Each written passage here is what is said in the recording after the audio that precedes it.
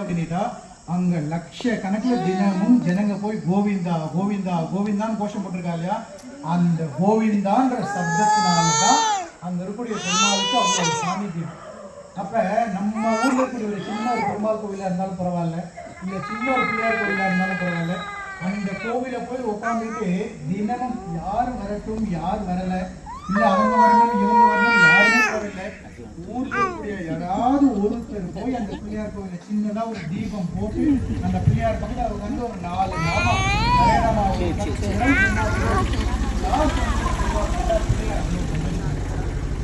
அந்த பிள்ளையார் சந்தோஷப்படுறதுனால என்ன கிடைக்கும்?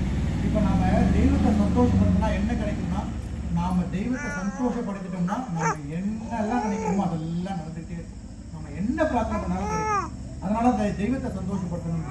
நிறைய பேர் பக்தி இல்லாதவங்க இல்லைன்னா இந்த தெய்வத்து மேல ஒரு நம்பிக்கை இல்லாதவங்க என்ன சொல்லுவாங்க அப்படின்னுட்டா, நம்ம பிள்ளையாருக்கு கொண்டு போய் அம்பாளுக்கு பால் குடமா ஊற்றி